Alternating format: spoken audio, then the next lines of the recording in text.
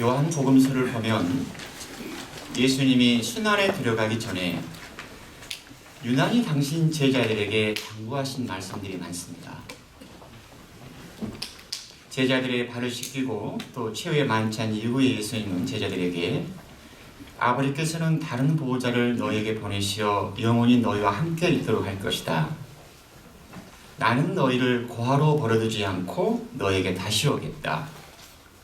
또는 포도나무 비유를 통해서 내 안에 머무르라고 당부하셨고, 그리고 겟세마니 동산에서는 제자들을 위해서 아주 길고 절실한 기도를 하나님 아버지께 드립니다.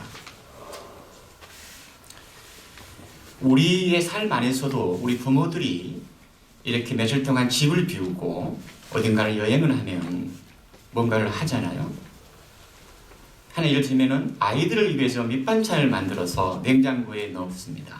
이걸 언제 먹고 언제 먹고 언제 먹고. 또 죽음을 앞둔 사람은 혹 어떤 사람들은 이 세상을 떠나기 전에 자식들에게 이런저런 유언을 남깁니다. 뭘 좀 챙겨라. 막내가 힘드니까 좀 많이 도와줘야 된다. 뭐 이런저런 일들입니다. 예수님이 순환에 들어가기 전에 제자들에게 이렇게 주신 이런저런 말씀들은 마치 꼭 이렇게 먼 길을 떠나는 부모가 자식들을 위해서 챙기는 이미지로 저에게는 먼저 다가옵니다. 이런 맥락에서 오늘 복음 역시 예수님의 그 마음이 어떠했는지를 제가 묵상을 해보면, 예수님은 제자들에게 당신의 순환과 죽음에 대해서 말씀하셨습니다. 이어서 오늘 복음 바로 앞을 보면 유다의 배신에 대해서 이야기하고 베드로마저 당신을 모른다라고 예고를 합니다. 이런 상황에서 제자들의 마음이 어떠했을까? 예수님이 어떻게 죽어야 할지를 말씀하고 계시고 또 제자들이 당신을 배신할 거라는 말씀을 들었을 때 아마 제자들은 무척이나 혼란스럽고 불안했을 것 같습니다. 예수님은 떠나가고 자기들은 이 거친 세상에 홀로 버려지는 듯한 그런 느낌을 받았을 것이고, 그래서 제자들은 깊은 불안 속에 빠질 수가 없습니다. 이런 맥락에서 오늘 예수님이 나의 벗들아, 이건 제가 덧붙인 거지만 너희 마음이 살아내진 일이 없도록 해라. 하나님을 믿고 또 나를 믿어라. 즉 제자들의 불안한 마음을 다독거리고 위로와 용기를 주는 말씀입니다. 오늘 예수님이 내 아버지의 집에는 거처할 곳이 많다. 내가 아버지께 간 다음 너희를 위하여 자리를 마련하고 다시 와서 너희를 데려다가 나와 함께 살도록 하겠다. 이 말씀 역시 제자들의 흔들리는 마음을 단단히 잡아주고 그리고 그들의 불안한 마음을 안심시키기 위해서 하신 말씀으로 저는 이해합니다. 아버지의 집은 어떤 건축물이 아니라 우리의 피난처고 평화와 영원한 행복이 있는 곳이라고 성경에서는 말합니다. 우리도 어딘가를 갔다가 집에 오면은 편하잖아요. 어디 여행 가서 아무리 시설이 좋고 화려하고 정말 멋진 아주 럭셔리한 호텔에서 숙소에서 지내다가도 집에 오면 마음이 편해집니다. 저는 그렇습니다. 적어도 내 몸과 내 마음을 온전하게 내려놓을 수 있는 공간이 있다는 것입니다. 내 집이 좋습니다. 편합니다. 아무리 노출해도. 어쩌면 예수님이 말씀하신 아버지의 집은 그러한 집입니다.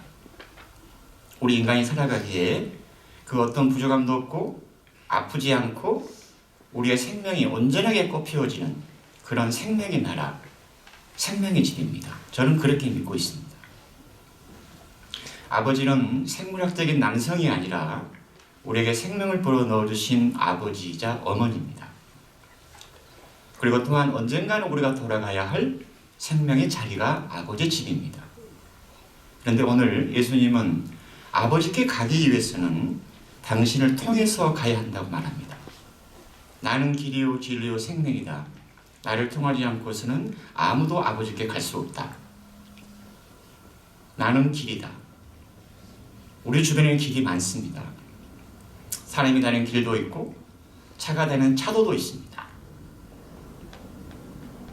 저렇게 비행기가 날아다니는 비행기의 길도 분명히 정해져 있습니다. 하늘을 나르는 새들도 길이 있고 바닷속에 물고기도 다니는 물고기 길도 있습니다. 우리가 살아가는 인생을 여러 가지로 비유하는데 그 중에 가장 일반적인 표현이 길이잖아요. 인생길. 그런데 그 길은 어떤 물리적인 도로가 아니라는 것을 잘 압니다. 길은 삶의 방향성을 말합니다.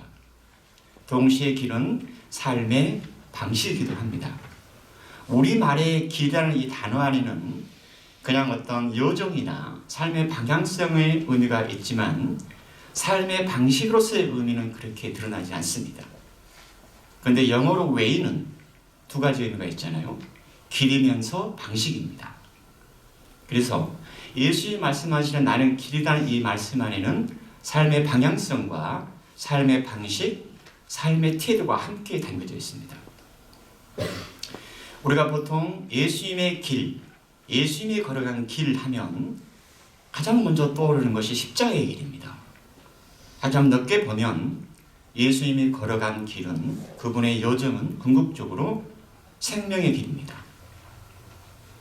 예수님은 하늘을 향하여 걸어가는 새로운 방식으로서의 길을 제시합니다.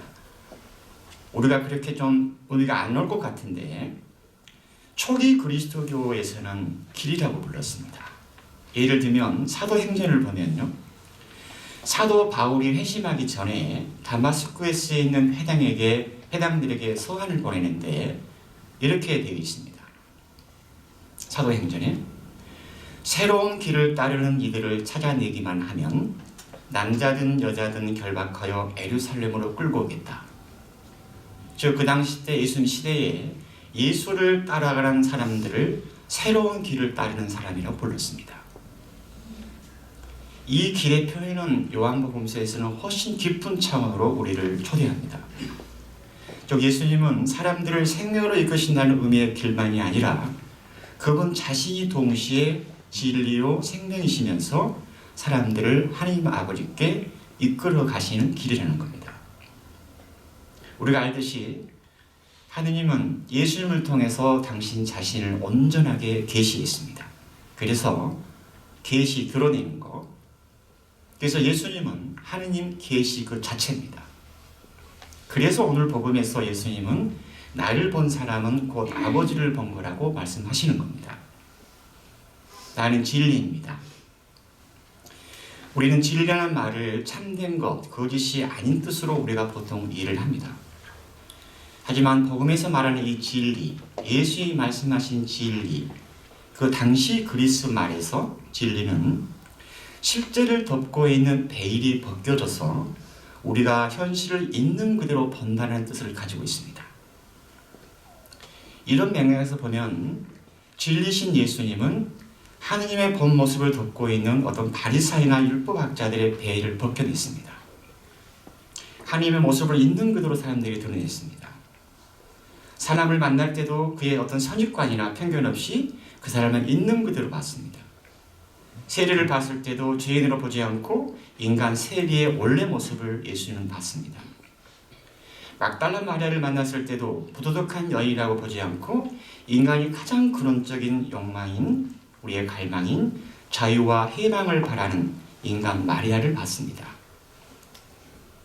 예수님의 말씀과 치유 행위는 하나님의 목상을 담고 있는 우리 인간의 정신적, 육체적 모든 장애물을 걷어내는 것으로 저는 이해를 합니다.